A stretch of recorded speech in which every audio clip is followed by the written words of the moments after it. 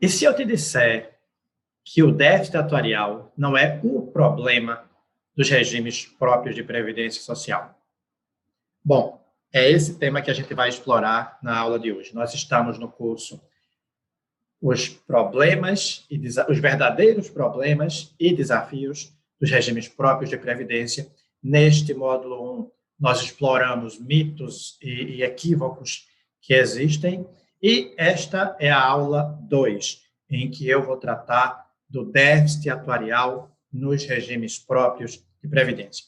Para você que não sabe ainda o que é o déficit atuarial, não se preocupa, eu vou dizer por enquanto, daqui a pouquinho eu falo um pouco mais sobre ele, mas por enquanto basta você compreender que é uma dívida do município, estado, da União, com, no nosso caso, a previdência do servidor, pelo fato de que os servidores têm um tempo contribuído lá no passado e não existe acúmulo para esses recursos.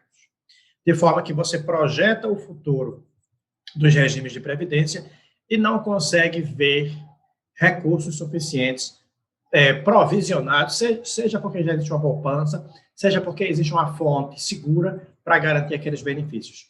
E, consequentemente, é necessário que o erário ingresse com recursos para garantir esses benefícios no presente, em médio ou em longo prazo.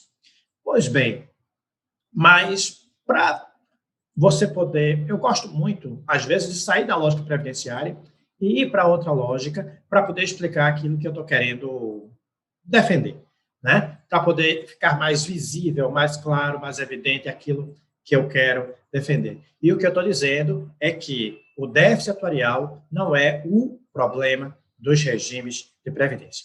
Vamos sair da previdência? Imagine na sua família, tomara que não seja assim, mas certamente não será, mas imagine que você tem 10 familiares muito queridos e os 10 familiares estão endividados. Tá? Eu pergunto, a dívida é o grande problema? Você vai conseguir identificar como resolver as questões, como preparar cada um para enfrentar esse problema, se você enfocar somente quantos estão endividados? Pois bem, é isso que a mídia muitas vezes chega para a gente, já várias vezes me procuraram, quantos têm déficit atuarial? Não é? Todos. Eu sei que tem alguns municípios que vão dizer, eu não tenho déficit atuarial, mas a gente vai conversar sobre isso daqui a pouquinho. Mas todos têm déficit atuarial. Se todos têm, né, se todas as pessoas estão endividadas, você não consegue classificá-las, você não consegue definir estratégias, você não consegue definir indicadores para que você possa agir e ajudá-las. Então, se todas as pessoas estão endividadas, não adianta você ficar sempre monitorando quantas vão estar endividadas. Provavelmente todas vão continuar endividadas por um tempo, né? Agora, existem outras questões que você pode, num grupo de 10 pessoas, identificar e, consequentemente, saber qual é a situação grave e qual é a situação moderada. O que eu quero dizer é que quando você, nos regimes próprios, tal qual esse caso, você fala quem é deficitário, todos serão, você deixa de ver as situações melhores, as situações piores. Mas não vamos ainda para a Previdência, não. Vamos ainda explorar essa hipótese que eu estou prevendo, porque acho que vai ficar mais visível. Imagine a seguinte situação. Dos 10 endividados, tem um que estava desempregado e conseguiu um emprego. Tem um que é alcoólatra e perdeu o emprego. Tem um outro que a dívida aumentou nos últimos meses. Tem outro que a dívida diminuiu. Tudo isso, no final, acaba gerando indicadores muito mais realistas que permitem uma ação maior do que você simplesmente dizer quantos endividados temos. Então, se temos 10 endividados, mais um conseguiu um emprego e aumentou a sua renda, esse está com a perspectiva provavelmente vai estar com a perspectiva de curar, de resolver o problema da sua dívida, né, em algum momento. Por outro lado, aquele que está doente, né, por exemplo, no caso de alcoolismo, ele vai precisar ter uma política para o alcoolismo, para depois ele poder ter os resultados apropriados, né?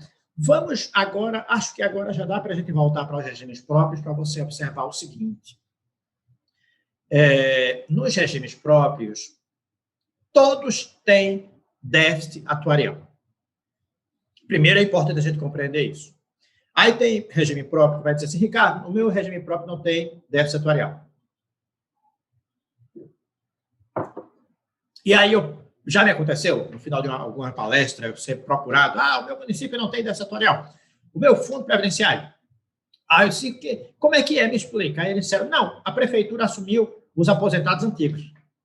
Ora, o regime próprio são todos. A própria Constituição é clara que o regime próprio abarca todas as pessoas.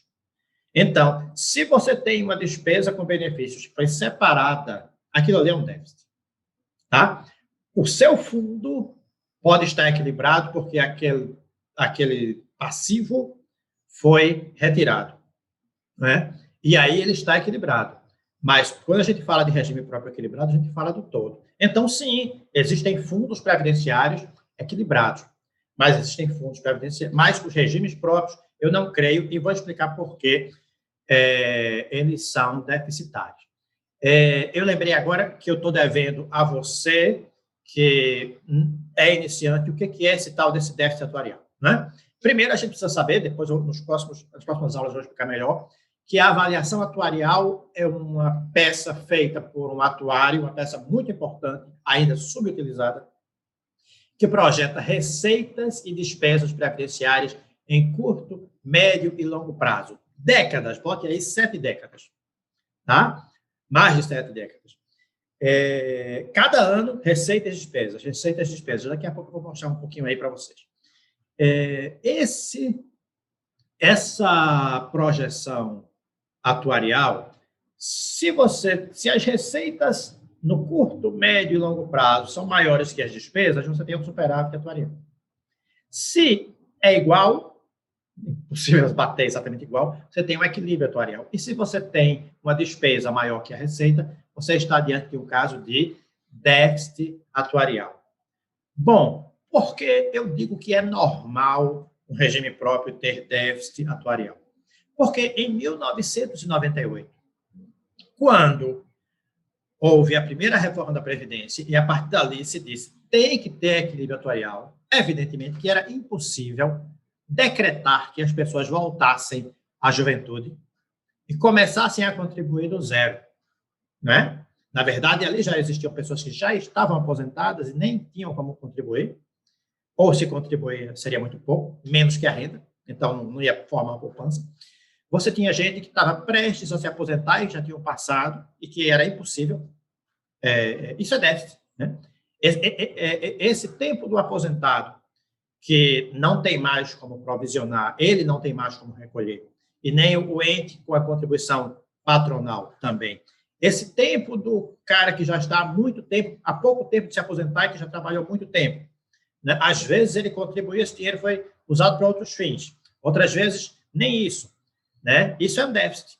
E em 98, todos os regimes próprios, praticamente todos, eu posso estar sendo injusto com algum aqui, uma minoria, não tinham poupança previdenciária. Então, tinha gente que trabalhou muito tempo, que tinha direito àquele tempo, mas não tinha recursos para isso. Por isso, desde 98, que já havia déficit. O sistema surgiu deficitário. Se o sistema surgiu deficitário, quais foram as soluções projetadas? Eu nem vou entrar naquela crítica que eu faço de que não foram praticadas, não foram cumpridas. Quais foram as projeções concebidas? A projeção é que esse déficit seria resolvido no longo prazo, porque ele era muito alto. O que é longo prazo? 50 anos, 60 anos, 70 anos, mais que isso. Certo? Estamos há 20 anos da reforma da Previdência, primeira. Se ela tivesse sido cumprida, nós ainda estaríamos deficitários nos regimes próprios. O déficit ainda existiria. É por isso que estar deficitário não é o indicador mais relevante nos regimes próprios. Eu diria até que quase irrelevante. E quais são os indicadores relevantes, então, Ricardo? Agora chegou a hora de responder. A avaliação atuarial, ela é projetada ano a ano.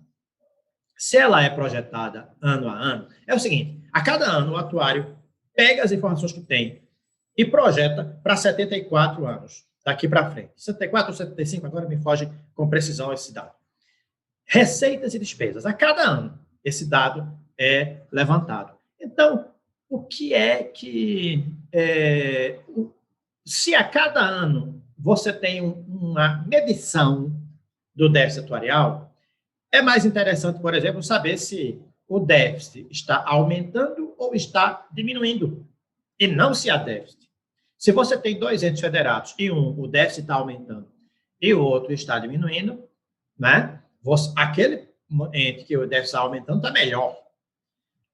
Se você tem um ente que a poupança previdenciária está aumentando e o outro que nem poupança tem, aquele que a poupança está aumentando é melhor. Se você tem dois com poupança previdenciária e a poupança previdenciária desse ente está aumentando, né? Enquanto o outro está aumentando menos ou está diminuindo, você vai ter também como mensurar quais são os regimes próprios a partir de macroindicadores, quais os regimes próprios que estão sendo bem geridos ou mal geridos. Jamais pelo critério do equilíbrio atuarial, simplesmente ser deficitário ou não ser. Resumindo, se você nivela, se você entra no senso comum, aquela história do senso comum, né? Na verdade, essa aula de hoje é direcionada àquela crítica do senso comum e dos falsos especialistas. Muitas vezes o jornalista chega para a gente e pergunta: quantos estão deficitários? E ele pergunta isso, não é culpa dele, não. Provavelmente ele procurou um especialista, que é especialista em previdência, é especialista em LRF, é especialista em reforma administrativa, é especialista em macroeconomia, ou seja, é um generalista, não é um especialista, né? E esse especialista usa o lugar comum de a previdência é uma bomba relógio e, por isso, são deficitários. Veja quantos são deficitários. Aí, coitado do jornalista, que não é obrigado a saber tudo, não tem como, é um profissional, ele tem que se servir de outros, né? Ele vai fazer essa pesquisa para saber quem está deficitário e quem não está. Na verdade, perguntar quem está deficitário ou quem não está é nivelar por baixo. E nivelando por baixo, você esconde os verdadeiros problemas. Quais os indicadores que realmente devem ser monitorados? E eu já vou antecipar, lá no final do curso a gente vai tratar isso com mais atenção, mas aumento ou déficit ou redução do déficit atuarial é um indicador importante. Aumento ou redução da poupança é um indicador importante. Comprometimento da despesa previdenciária em relação à receita corrente líquida. Outro indicador importante, eu estou falando aqui daqueles macros, né? Daqueles macro estratégicos. Então, na próxima aula, eu vou fazer uma pausa agora para esse vídeo não ficar muito cansativo, para essa reflexão não ficar muito cansativa, mas na próxima aula eu vou explicar para você, com exemplos, com algumas projeções atuariais que eu já separei aqui, né, como a gente pode analisar a situação de regimes próprios e verificar e projetar e saber esse tipo de despesa. Até amanhã.